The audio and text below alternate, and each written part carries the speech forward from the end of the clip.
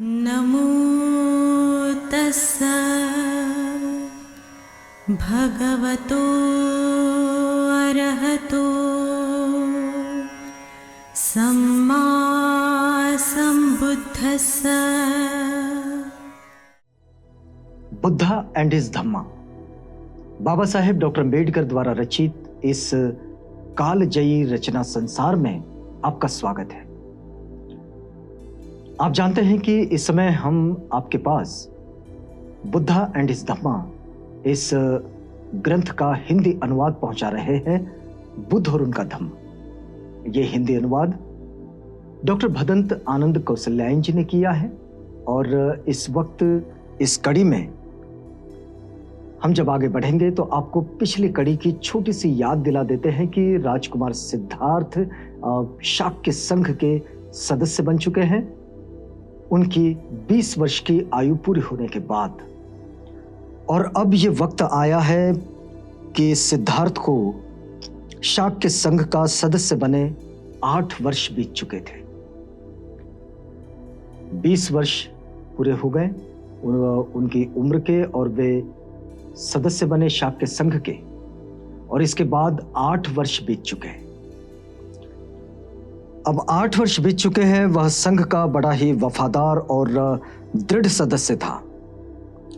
जितनी दिलचस्पी उसे निजी मामलों में थी, उतनी ही दिलचस्पी उसे संघ के मामलों में भी थी, और संघ के सदस्य की हैसियत से उसका आचरण आदर्श था। वह सबका प्रिय भाजन बन गया। बहुत सारे लोग अपने अपने संगठन में प्रिय हो जाते हैं उनके काम के प्रति समर्पण से और उनकी निष्ठा से। राजकुमार सिद्धार्थ का भी शाक्य संघ के प्रति ऐसा ही निष्ठावान समर्पण था, और वे इसलिए शाक्य संघ में सबके लिए प्रिय थे। उनकी सदस्यता के 8वें वर्ष में एक ऐसी घटना घटी जो सिद्धार्थ के परिवार के लिए दुर्घटना बन गई और उसके अपने लिए जीवन मरण का प्रश्न। घटना बड़ी गंभीर है। शाक्य संघ का सदस्य बनने के बाद 8 वर्ष के बाद यह घटना घटित हुई है।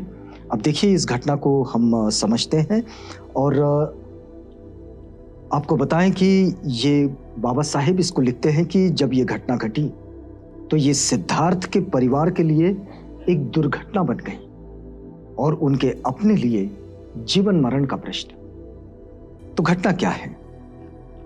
तो इस प्रकरण का आरंभ इस प्रकार हुआ कि शाक्यों के राज्य से सटा हुआ कोलियों का राज्य था। शाक्य और कोलियों, अब रोहिणी नदी दोनों राज्यों की विभाजक रेखा थी। यानी इस तरफ शाक्य, उस तरफ कोली, और बीच में रोहिणी नदी बहती थी। शाक्य और कोलिये दोनों रोहिणी नदी का पानी अपने अपने खेत में लेते थे और अपने अपने खेत सींचते थे। यानी दोनों राज्यों का आपस में ये तय हुआ था कि रोहिणी नदी का पानी सिंचाई के लिए दोनों लोग लेंगे, कोली अपने तरफ से, शाक्य अपने तरफ से। हर फसल पर उनका आपस में विवाद होता था कि रोहिणी नदी के जल का पहले और कितना उपयोग कौन करेगा। लेकिन अब ये मनुष्य का स्वभाव है, पहले मैं वाली बात। तो रोहिणी नदी में जब पानी है तो वो पानी पहले कौन लेगा, इस बात पर शाक्य और कोलिये दोनों एक दूसरे से हर साल लड़ते थे जब फसलों के बोनी का वक्त आता था। और ये विवाद कभी कभी झगड़ों में भी परिणत हो जाता था, और ये झगड़े लड़ाइयों में भी परिणत हो जाते थे। जैसा अमूमन हम लोग देखते हैं, ये मनुष्यों के तो स्वभाव है कि लोग छोटी छोटी चीजों पर भी लड़ लेते हैं। अब यहाँ तो पूरे राज्य के लिए, मतलब शाक्य अपने लिए और कोलिये अपने लिए इस पानी को लेने की बात कर रहे हैं। तो इस तरह के झगड़े लड़ाइयों में परिणत हो जाना ये बड़ी स्वाभाविक सी और सामान्य भी बात थी। तो इनमें भी ऐसा हो जाता था। अब देखिए कि जिस वर्ष सिद्धार्थ ने आयु के 28 वर्ष पूरे किए थे, उस वर्ष रोहिणी के पानी को लेकर शाक्यों के नौकरों और कोलियों के नौकरों में बड़ा झगड़ा हो गया और दोनों पक्षों ने चोट खाई। अब पहले तो कोई सेना नहीं गई, दोनों तरफ के नौकर गए जो सिंचाई के काम में लगे रहते होंगे। वो रोहिणी नदी का पानी कोलिये चाहते हैं कि अपनी ओर लिया जाए और शाक्य चाहते हैं कि हमें मिले। जब शाक्यों और कोलियों को इसका पता लगा तो उन्होंने सोचा कि इस प्रश्न का युद्ध के द्वारा हमेशा के लिए निर्णय कर लिया जाए। अब ये बड़ा महत्वपूर्ण द्वंद्व खड़ा हो रहा है कि जब नौकरों का झगड़ा हुआ और झगड़े के बाद जब ये शाक्यों को और कोलियों को दोनों को ये पता चला तो दोनों ने ये निर्णय ले लिया कि क्यों ना एक बार लड़ाई करके इस बात को तय कर लिया जाए कि, और वो भी हमेशा के लिए। लिखा यह गया है कि इस प्रश्न का युद्ध के द्वारा हमेशा के लिए निर्णय कर लिया जाए। अब शाक्यों के सेनापति ने कोलियों के विरुद्ध युद्ध छेड़ देने की बात पर विचार करने के लिए संघ का एक अधिवेशन बुलाया। अब ये तो जाहिर सी बात थी, जब युद्ध करने की बात आई तो शाक्यों के सेनापति ने कोलियों के विरुद्ध युद्ध छेड़ देने के लिए संघ का अधिवेशन बुलाया और संघ के सदस्यों को संबोधित करके सेनापति ने कहा, कोलियों ने हमारे लोगों पर आक्रमण किया है। शाक्य सेनापति कह रहे हैं अपने उस अधिवेशन में जिसमें उन्होंने शाक्य संघ के सारे लोगों को बुलाया है। कोलियों ने हमारे लोगों पर आक्रमण किया है, हमारे लोगों को पीछे हट जाना पड़ा। कोलियों ने इससे पहले भी अनेक बार ऐसी आक्रमणात्मक कार्रवाइयां की है, हमने आज तक उन्हें सहन किया, लेकिन ये इस तरह नहीं चल सकता, ये रुकना चाहिए और इसे रोकने का एक ही तरीका है कि कोलियों के विरुद्ध युद्ध की घोषणा कर दी जाए। अधिवेशन में शाक्य सेनापति ने युद्ध की घोषणा का यह प्रस्ताव रखा और फिर वो आगे कहते हैं कि मेरा प्रस्ताव है कि कोलियों के विरुद्ध युद्ध की घोषणा कर दी जाए, जो विरोध करना चाहे वे बोले। शाक्यों की तो यह व्यवस्था थी कि वो किसी भी प्रस्ताव पर अपने सदस्यों को बोलने की अनुमति देते थे और उनसे उनके विचार, उनकी राय जानते थे। तो सिद्धार्थ गौतम अपने स्थान पर खड़े हुए और कहने लगे, मैं इस प्रस्ताव का विरोध करता हूं। युद्ध से कभी किसी समस्या का हल नहीं होता। युद्ध छेड़ देने से हमारे उद्देश्य की पूर्ति नहीं होगी। देखिए, ये बड़ी महत्वपूर्ण बात राजकुमार सिद्धार्थ तब शाक्य संघ के एक सदस्य के रूप में शाक्यों के अधिवेशन में कह रहे हैं। वे कह रहे हैं कि देखिए, युद्ध से कभी किसी समस्या का हल नहीं होता। युद्ध छेड़ देने से हमारे उद्देश्य की पूर्ति नहीं होगी। इससे एक दूसरे युद्ध का बीजारोपण हो जाएगा। जो किसी की हत्या करता है उसे कोई दूसरा हत्या करने वाला मिल ही जाता है। आपको पता है ना, शेर को सवा शेर मिलता है। राजकुमार सिद्धार्थ यही कह रहे हैं कि आज कोई अगर किसी की हत्या कर देगा तो उसकी हत्या करने वाला भी कोई ना कोई मिल ही जाएगा।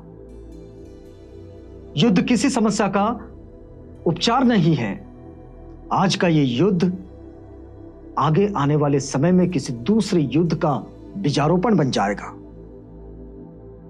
फिर वे कहते हैं कि जो किसी को जीतता है उसे कोई दूसरा भी जीतने वाला मिल जाता है।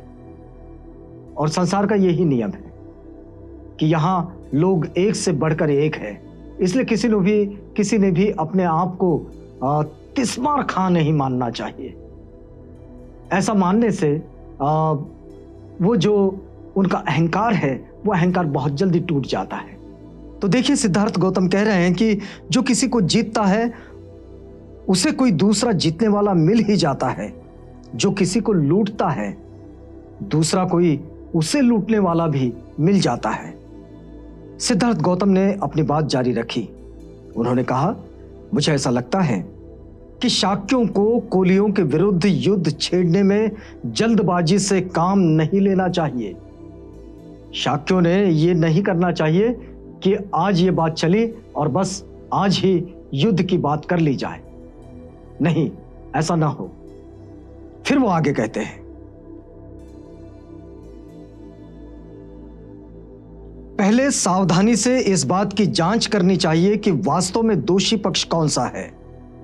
मैंने सुना है कि हमारे आदमियों ने भी ज्यादती की है। यदि ऐसा है तो हम भी निर्दोष नहीं है। अपना मूल्यांकन करने की बात है। किसी और पर आक्रमण करने से पहले इस बात को सुनिश्चित किया जाए कि कहीं गलती हमारी तो नहीं है। और सिद्धार्थ गौतम यही कह रहे हैं कि देखो, पहले यह जांच कर ली जाए कि गलती किस पक्ष की है, कौन गलत था। और फिर राजकुमार कहते हैं कि हमने तो यह सुना है कि हमारी ओर से भी हमारे लोगों ने बड़ी ज्यादती की है। फिर वो आगे कहते हैं, सेनापति ने उत्तर दिया, यह ठीक है कि हमारे आदमियों ने भी पहल की थी, लेकिन यह याद रखना चाहिए कि पहले पानी लेने की भी यह हमारी बारी थी। सेनापति ने अपने आदमियों का बचाव किया। उन्होंने कहा कि ठीक है, हमारे लोगों ने ज्यादती की है, यह हम जानते हैं कि हमने पहल की, लेकिन इस बार रोहिणी का पानी लेने की बारी हमारी थी। तो सिद्धार्थ गौतम ने कहा, इससे स्पष्ट है कि हम भी सर्वथा निर्दोष तो नहीं है, और इसलिए मेरा प्रस्ताव है कि हम अपने में से 2 आदमी चुने। कोलियों से भी कहा जाए कि वे भी उनमें से 2 आदमी चुने, और फिर ये चारों मिलकर एक 5वां आदमी चुने, और ये 5 आदमी मिलकर झगड़े का निपटारा कर दें। पंचों के द्वारा मुद्दों को सुलझाना, समस्याओं को सुलझाना, ये हमारे यहाँ की बड़ी ही पुरातन परंपरा रही है। तो इस तरह से ये जो व्यवस्था है, ये जो प्रस्ताव है, ये सुझाव जो है, ये राजकुमार सिद्धार्थ ने शाक्य सेनापति के समक्ष शाक्य संघ के अधिवेशन में रखा। और अब देखिए कि प्रस्ताव तो बड़ा अच्छा था, लेकिन इस प्रस्ताव पर किस तरह से शाक्य संघ ने अमल किया और ये कहानी कैसे आगे बढ़ी, इस बात को हम आगे बढ़ाएंगे, लेकिन अगली कड़ी में, क्योंकि यहाँ वक्त पूरा होता है, यहाँ रुकना होगा इस वादे के साथ कि कल हम आपसे पुनः मिलेंगे और बुद्ध और उनका धम्म, इसका ये हिंदी अनुवाद आप तक पहुंचाएंगे। आप जानते हैं कि बुद्ध एंड हिज धम्मा ये बाबा साहेब डॉक्टर अम्बेडकर द्वारा रचित एक कालजयी रचना है, और जिसका ये हिंदी अनुवाद डॉक्टर भदंत आनंद कौशल्यायन जी ने किया है, वही हम आप तक पहुंचा रहे हैं। अब इजाजत दीजिए।